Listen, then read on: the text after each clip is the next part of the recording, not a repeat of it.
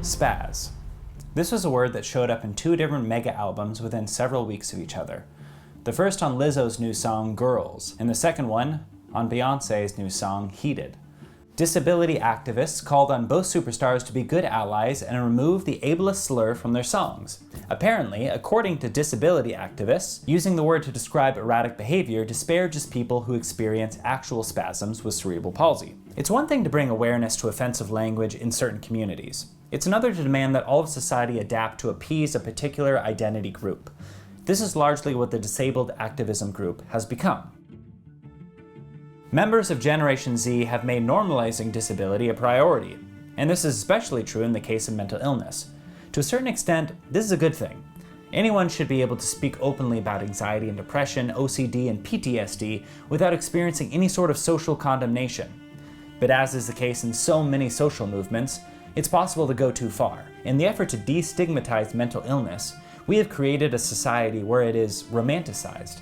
Now having anxiety attacks and experiencing clinical depression are talked about like quirky character traits, not mental illnesses that can seriously hinder someone's functioning in multiple life domains. Popular TV shows like 13 Reasons Why haven't helped the situation, according to health professionals. The main character's suicide is framed as revenge, giving kids a false depiction of what suicide is and what it leads to and how it impacts others. In popular music, Billie Eilish portrays suicide and depression as tragically beautiful, which encourages teens to relish pain and mental illness rather than transform it. On TikTok, self-harm, panic attacks, trauma bonding, shifting or dissociating, and thinspo are glorified. Sensationalizing mental illness can shift focus away from serious struggles. We're seeing a movement away from framing mental illness as a condition to mental illness as an in-vogue identity. When identity depends entirely on membership in a particular group, a person's complex, individual sense of self can be sacrificed to a monolithic collective.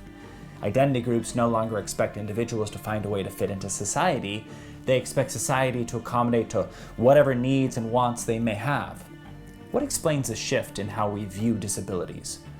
Well, it can at least partially be traced to the influx of postmodernism and critical theory in our universities. As we've discussed in previous episodes, critical theory is essentially a call to identity politics, adopting the identity of a marginalized group or being assigned into a privileged one.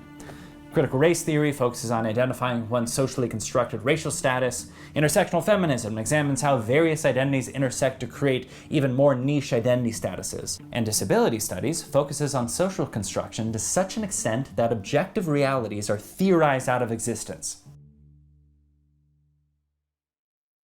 Disabled activism began the same time as the civil rights movement in the 1960s. Its goal was to make society more accommodating and accepting of people with disabilities, to improve their quality of life and increase access to services and activities everyone enjoys. It's hard to argue with these goals, or the fact that the movement made some significant and much needed progress towards a more open and inclusive society. The movement took a turn, however, in the 1980s, with applied postmodernism and the initiation of critical race theory and intersectionality. As happens in all other critical studies, disability studies began to view ability as a social construct, and disabilities and certain mental illnesses became valorized as a set of marginalized identity groups in contrast to normally abled groups. Disability came to be viewed not as a condition that each individual possesses, but as something imposed upon the individual by a society uninterested in meeting their needs. In the 1980s, a social model of disability replaced the medical or individual model of disability. Instead of regarding disability as a physical or mental defect, the social model views it as a consequence of societal expectations and prejudice. This new distinction was created by British social worker and scholar Michael Oliver. He sums it up this way: disability is the disadvantage or restriction of activity caused by the political, economic, and social norms of society, which takes little or no account of people who have impairments and thus excludes them from mainstream activity. Therefore, disability, like racism or sexism, is discrimination and social oppression. Disability studies currently relies heavily on two postmodern principles: knowledge is a social construct, and society consists of systems of power and privilege. It draws heavily on critical race theory, blurs boundaries, and emphasizes the importance of discourse and a radical distrust of science. Also, the concept of the individual is disparaged due to the belief that individualism enables a neoliberal expectation to adapt one's disabilities and become a productive member of capitalist society. Ableism is an important concept in disability studies. It is the assumption that it is generally better to be able-bodied than disabled. Disableism denotes the prejudice against disabled people, including the idea that their disabled status exists outside of the normal understanding of able bodies, as well as the belief that able-bodied people are superior. Another prominent aspect of disability studies is the rejection of science and medical treatment as ableist, criticizing the idea that disabled identities should be cured and made more like able bodies. In Dan Goodley's 2014 book Disability Studies, Theorizing Disableism and Ableism, he considers diagnosing, treating, and curing disabilities as a cynical practice, dependent upon corrupt ableist assumptions and upheld by neoliberal systems, where people are forced to be fully autonomous, high-functioning individuals so they can contribute their labor to capitalist markets. Goodley even says that autonomy, independence, and rationality are virtues desired by neoliberal ableism. He claims to believe, like queer theory, that disabled people have the responsibility to use their disability to disrupt norms and subvert values of society, as well as refuse treatment.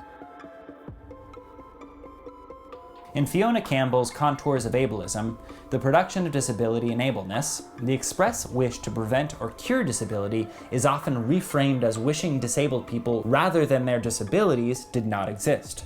Campbell also says that ableism, like racism and critical race theory, is such a common form of prejudice that we do not question why we believe it's better to be able-bodied than have an impairment. She even criticizes disabled people for having internalized ableism, a false consciousness that leads them to accept ableism despite being disabled.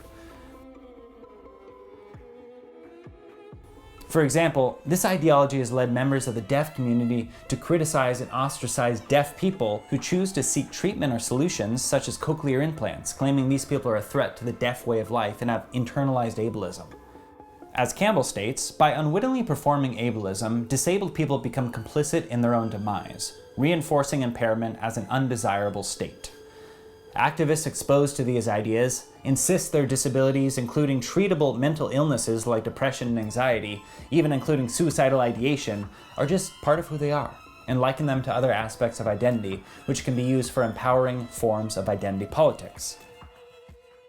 Accepting one's disability and not feeling shame about them is of course a good thing. We don't want to live in a society where people with disabilities are shunned and sequestered into homes or psychiatric institutions, limited from participating and experiencing as many aspects of life as possible, or unable to speak freely about their struggles and unique strengths. Society can and should make certain accommodations for those with disabilities, to help them participate in society as equals. But as in so many areas of advocacy, these noble ideals have been hijacked by the tenets of critical theory, changing focus from equal treatment under the law to an ideological power struggle between the disabled oppressed class and abled oppressor privileged class. We have drifted so far from the goal of improving the lives of disabled that people with serious disabilities are now shamed for seeking or receiving treatment. If you aren't unequivocally celebrating disabled identity, you are considered ableist, or worse, having internalized ableism. The demand that the word spaz be removed from popular song under threat of cancellation is perverse, yet many consider this a significant milestone for disabled communities, which shows how far the disabled community has gone in accepting the postmodernist political worldview of power and privilege. The fact that Gen Zers have adopted mental illness as badges of honor reveals a rapid descent down the postmodernist road of embracing victimhood and celebrating protected identities at the expense of personal healing, transformation, and flourishing within broader society.